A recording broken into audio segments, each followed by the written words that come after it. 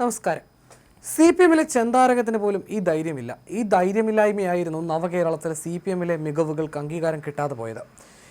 എല്ലാവരും മനസ്സിലൊതുക്കുന്നു. ഇതിൽ നിന്ന് വ്യത്യസ്തനാകുകയാണ് പത്മകുമാർ. എല്ലാ അർത്ഥത്തിലും നീതികേട് ഉയർത്തിക്കാട്ടി പാർട്ടിക്ക് ലാൽസലാം പറയുകയാണ് പത്മകുമാർ.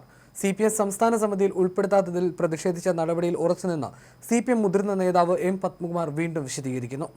50 വർഷം പരിചയമുള്ള തന്നെ തഴഞ്ഞ് 9 വർഷം മാത്രമായ വീണ ജോർജിനെ പരിഗണിച്ചുവെന്ന് പത്മകുമാർ പറഞ്ഞു. ഫേസ്ബുക്ക് പോസ്റ്റിൽ പറഞ്ഞതിൽ ഉറച്ചു നിൽക്കുകയാണ്. പാർട്ടി നടപടിയെ ഭയക്കുന്നില്ല, CPM വീടില്ലെന്നും പത്മകുമാർ പറയുന്നു. തനിക്ക് കഴിവില്ലാത്തതിനാലാകാം സംസ്ഥാന സമിതിയിലേക്ക് തിരഞ്ഞെടുക്കപ്പെടാതിരുന്നതെന്ന് പത്മകുമാർ പറയുന്നു. ചെറുപ്പക്കാർ വരുന്നതിൽ തെറ്റൊന്നുമില്ല, പക്ഷേ അവർ സംഘടനാ രംഗത്ത് പ്രവർത്തിക്കാത്തവരാകരുത്. വർഗ ബഹുജന സംഘടനകളിൽ പ്രവർത്തിച്ചവർക്കാണ് സ്ഥാനക്കയറ്റം മുമ്പ് കിട്ടിയിട്ടുള്ളതെന്നും പത്മകുമാർ പറയുന്നു. ബ്രാഞ്ചിൽ പ്രവർത്തിക്കും, പ്രായപരിധിക്ക് കാത്തു നിൽക്കുന്നില്ല, 66-ൽ തന്നെ എല്ലാം ത്യജിക്കുകയാണ്. തെരഞ്ഞെടുക്കപ്പെട്ട എല്ലാ സ്ഥാനങ്ങളിൽ നിന്നും ഒഴിയുമെന്നും പത്മകുമാർ വ്യക്തമാക്കി. അതേസമയം സംസ്ഥാന സമ്മേളനത്തിൽ നിന്നുള്ള ഇറങ്ങിപ്പോക്കിൽ മുതിർന്ന നേതാവ് പത്മകുമാറിനെതിരെ പാർട്ടി നടപടിക്ക് സാധ്യതയുമുണ്ട്. നടപടി വരും മുമ്പേ തന്നെ എല്ലാം ത്യജിക്കുമെന്ന് പറഞ്ഞ് പത്മകുമാർ നവകേരളത്തിലെ വേറിട്ട സഖാവാകുകയാണ്. ഇറങ്ങിപ്പോക്കിലും തൊട്ടുപിന്നാലെയുള്ള ഫേസ്ബുക്ക് പോസ്റ്റിലും നേതൃത്വത്തിന് കടുത്ത അതൃപ്തിയുണ്ട്. അടുത്ത ദിവസം ചേരുന്ന പത്തനംതിട്ട ജില്ലാ കമ്മിറ്റിയിൽ നടപടി ചർച്ചയാകും. അതേസമയം പത്മകുമാർ പാർട്ടി വിടില്ലെന്ന പ്രതീക്ഷയിലാണ് നേതാക്കൾ. സീനിയോറിറ്റി മറികടന്ന് ജൂനിയർ നേതാക്കളെ സംസ്ഥാന സമിതിയിൽ എടുത്തതാണ് പത്മകുമാറിന് വേദനയായി മാറിയത്. CPM സംസ്ഥാന സമിതിയിൽ എടുത്തില്ല എന്ന കാരണത്താലാണ് അതൃപ്തി പരസ്യമാക്കിയത്. എന്നാൽ മുതിർന്ന നേതാവിനെ സ്വാഗതം ചെയ്ത് കോൺഗ്രസും BJP-യും രംഗത്തെത്തി. പത്മകുമാർ വന്നാൽ സ്വീകരിക്കുമെന്ന് BJP പത്തനംതിട്ട ജില്ലാ നേതൃത്വം വ്യക്തമാക്കി. മറ്റു കാര്യങ്ങൾ പാർട്ടി സംഘടനാ തലത്തിൽ തീരുമാനിക്കുമെന്നും BJP പത്തനംതിട്ട ജില്ലാ വൈസ് പ്രസിഡന്റ് ആയിരൂർ പ്രദീപ് പറഞ്ഞു.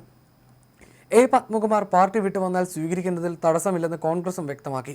അത്തരത്തിൽ ഒട്ടേറെ ആളുകൾ പാർട്ടിയിലേക്ക് വരുന്നുണ്ടെന്ന് DCC പ്രസിഡന്റ് സതീഷ് കൊച്ചുപറമ്പിൽ പറഞ്ഞു.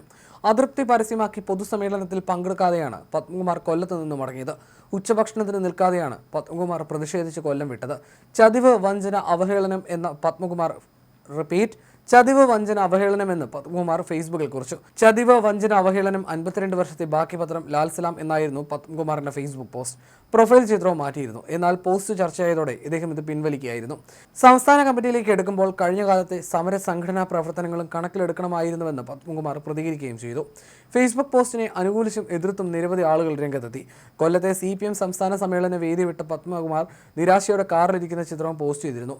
സമ്മേളനത്തിൽ പത്തനംതിട്ട ജില്ലയിലെ പ്രതിനിധികളിൽ ഒരാളായിരുന്നു പത്മകുമാർ. ഇന്നലെ ഉച്ചയ്ക്ക് 12 മണിയോടെ സംസ്ഥാന സമിതി അംഗങ്ങളുടെ പട്ടിക വന്ന ശേഷമാണ് അദ്ദേഹം FB പോസ്റ്റ് ഇട്ടത്.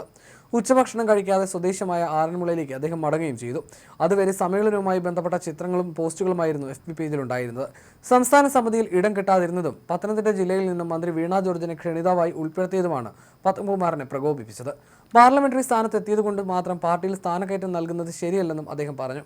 1983-ൽ പത്തനംതിട്ടയിൽ ആദ്യ ജില്ലാ കമ്മിറ്റി രൂപീകരിച്ചത് മുതൽ പത്മകുമാർ അംഗമായിരുന്നു. 36 വർഷമായി ജില്ലാ സെക്രട്ടേറിയറ്റ് അംഗവുമാണ്. കോന്നിയിൽ നിന്നും നിയമസഭയിലേക്ക് തിരഞ്ഞെടുക്കപ്പെട്ടിട്ടുണ്ട്. തിരുവിതാംകൂർ ദേവസ്വം ബോർഡ് മുൻ പ്രസിഡന്റാണ്. പിണറായി പക്ഷത്തിന്റെ ശക്തനായ വക്താവായിട്ടാണ് പത്മകുമാർ നിലകൊണ്ടിരുന്നത്. ഇത്തവണ ജില്ലാ സെക്രട്ടറി സ്ഥാനത്തേക്ക് പരിഗണിക്കപ്പെട്ടവരിൽ ഒരാളായിരുന്നു.